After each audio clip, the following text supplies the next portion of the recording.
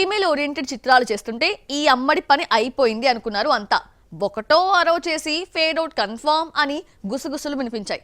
కానీ ఇప్పుడు ఏకంగా స్టార్ హీరోసే ఆమె వెంట పడేలా చేస్తోంది.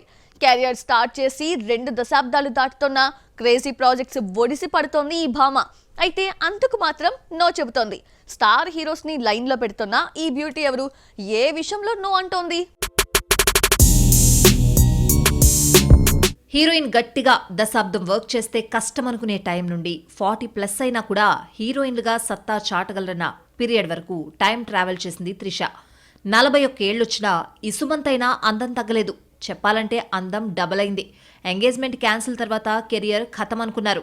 ఒకటో రెండో ఉమెన్ సెంట్రిక్ సినిమాలు చేసి యాక్టింగ్ కెరియర్ కు గుడ్ బై చెప్పేస్తోంది అనుకున్నారు. But I'm not a regular actress అని ప్రూవ్ చేసింది ఈ సౌత్ క్వీన్.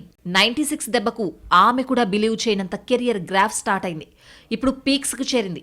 ఎంతెలా అంటే ఎప్పుడో తనతో వర్క్ చేయడం ఆపేసిన స్టార్ హీరోలు పిలిచి ఆఫర్లు ఇవ్వడం, ఆమె కోసమే వెయిట్ చేయడం.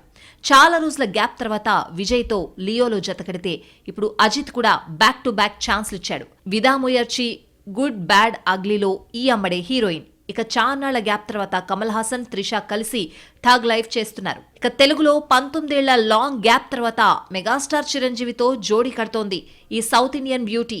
కెరియర్ స్టార్టింగ్ లో 6లో సూర్య త్రిష పేర్ ఆకట్టుకోగా మళ్లీ ఇన్నాళ్లకు కనువిందు చేయనుంది.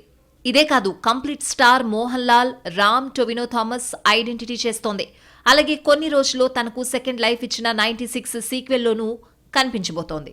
ఇలా సీనియర్లను వరుస లైన్లో పెడుతున్న భామ ఎన్ని సినిమా ఆఫర్లు వచ్చినా నో చెప్పట్లేదు. కానీ పెళ్ళంటే మాత్రం నో అంటోంది. ఇప్పట్లో పెళ్లి చేసుకునే ఆలోచన లేనట్లే కనిపిస్తోంది. ఈ మధ్యలో ఓ స్టార్ హీరోతో డేటింగ్ అంటూ వార్తలొచ్చాయి. మరి సినిమాలతోనే టైం గడిపేస్తున్న అమ్మడి మదిలో పెళ్లి ఆలోచన ఉందో లేదో?